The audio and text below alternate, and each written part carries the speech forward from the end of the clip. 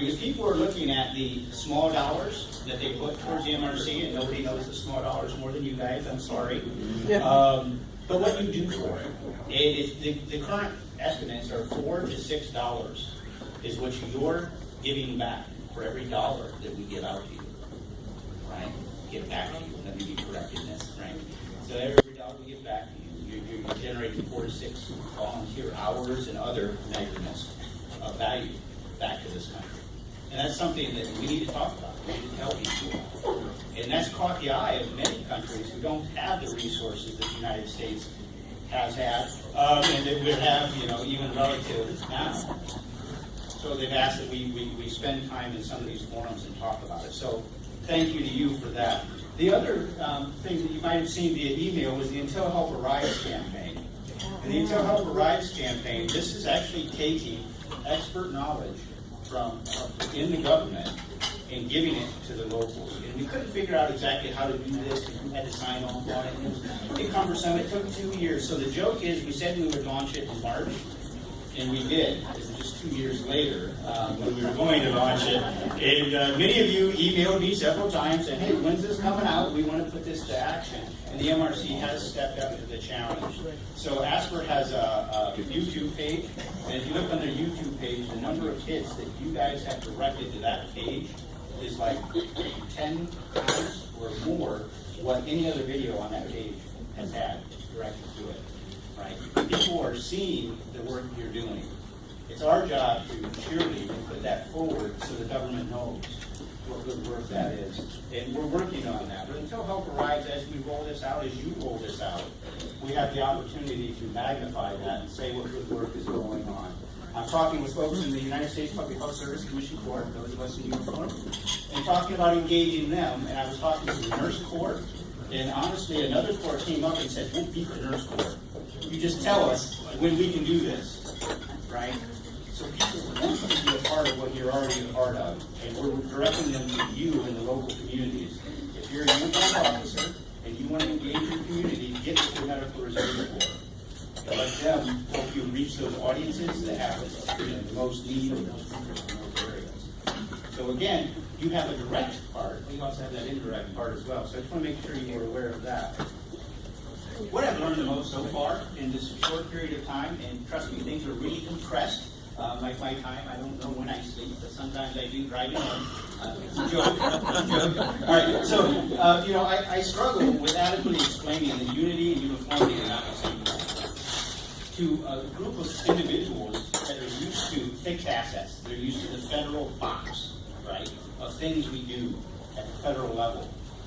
And it's really a struggle sometimes to say, that's not what the MRCs are. Every one of them is unique in their own way, although there are a set of resources that they do bring to the table, and we have to be able to articulate that in a way that's meaningful for every individual. So the adaptive learning module earlier, we do that daily, and sometimes we fail at it, sometimes we're really good at it, right? But that's what we're trying to do, and that's one of my biggest struggles, is to engage people where they're at, not necessarily where I think they should be.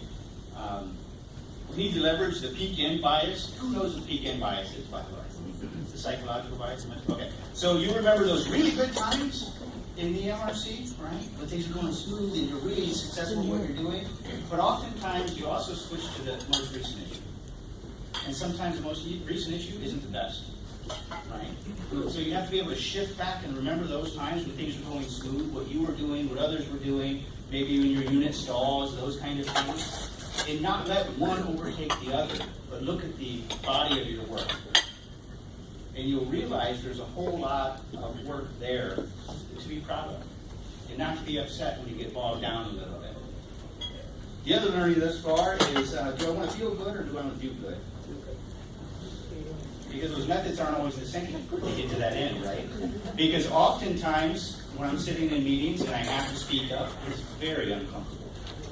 Because I'm talking to people like the acting Asper, the director of OEM, all these other folks, many of which have, years and years of experience. And I have to say, no, that's not what it's about.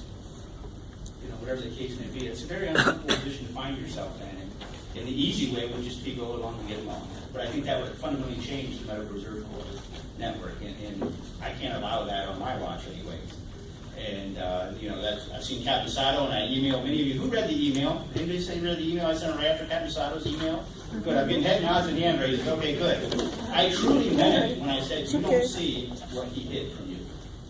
Some of the anguish, the upset, the meetings you go to and you just walk your head to shake your head. And even some of the successes, to be quite frank. Because those successes were precursors to something bigger, a bigger goal, a bigger agenda to get to. And if that intermediate one became the goal, became the success, we wouldn't have been able to drive further. So I just wanted to be personal for a minute and share with you what I'm learning during this process. I learn more from you than you can learn from me. So I do appreciate the moment to share. If you have any feedback or criticisms, positive or negative, it doesn't matter. I'll take it. Please let me know. Please feel free to approach me. I'm here all week, and I am available via phone, email, Skype, you name it. Willing to talk to you because, again, I used to be a unit leader. I've been there when you went. It's just me. I'm out here trying to engage my volunteers. I don't even know if they want to be engaged at times, right? How do I engage them? How do I do those things? If you just need to vent, we have our regional liaisons out there that are out there to help you. We have program staff, all of which, understand some of this stuff. Please call. Tell us what your issues you're facing, how we can help you. So I always ask myself, or my staff, in every meeting, I ask my leadership, I did this the other day, and they didn't know how to respond. I ask, what can I do better? What can I help you do better? And what do I need to stop doing? Right? How am I getting in your way? It was fascinating as my senior leadership didn't know how to answer the question, right? Like, everything's great, lead me now, please. I mean, it was very awkward for them because they've never been asked those questions by somebody under them. But we have a very good staff at the program office in the regions. They're very, very supportive. I can't tell you how many phone calls I've got. Hey, are you all right? Yeah, why? I'm just, you're dealing with a lot. It's very appreciative. We're a family, and you're a part of that family. And if you're not feeling that way, give us a call. I'll tell you, I give you I love you, man. It's okay. Let's work through it.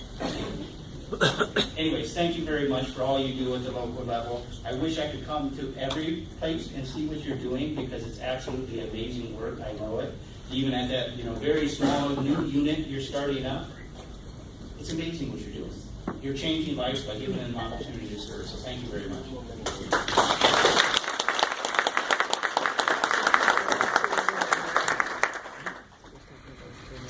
Thank you. That was very well said. I want to apologize. I owe this individual at least 10 push-ups right now. Could Carla Mitchell please stand up, please?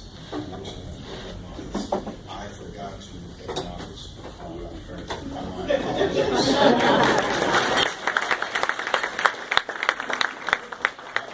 You want me to do it now? You know I don't have to pump doing it now. I'll do it by STD.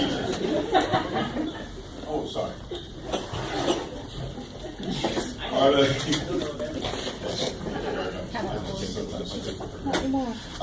is the National Technical Assistance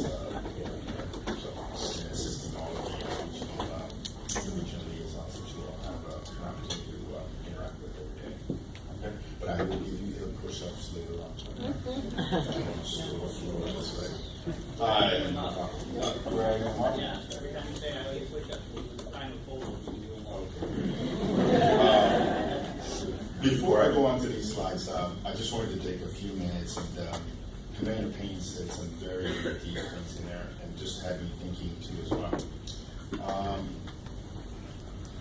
So combined, myself and Commander Payne, I think we realized that last night that we have 13 and a half years of experience with the NRC at the program office, just the two of us here in the program office. And that Candesado has more than that. Or probably a little bit more than that. The point that I'm trying to make is that both of us have been working very closely together for those last 6.5 years for me, 7+ for him, and we work very well together. So all of you have a table in front of you, right? So Commander Payne is the top of that table, and I'm the legs. That's how we work. And all of you are the chairs, bring them together. That's the whole purpose of us. There is no competition between us. There is no, well, this or this. It is always going to be that one voice, and that's always what you're going to be at every day as far as we're concerned. And an opportunity like this, or every time we come out, as I'm coming out to South Carolina, it is a paycheck moment. So, and those paycheck moments are very dear to me. As I was a recipient of an MRC volunteer way back when I was in South Florida during Hurricane Andrew. So it is very, very close to me. So I thank you all for your service that you do every day, seriously. And we take that seriously, and we're always trying to make sure that we try to support you in every way possible. Moving forward, now let's talk about some of the things that we wanted to share with you all today. So we're going to talk a little bit about the recap about the mission and our purpose, priorities, and how accomplished, some touch points, and some defining success.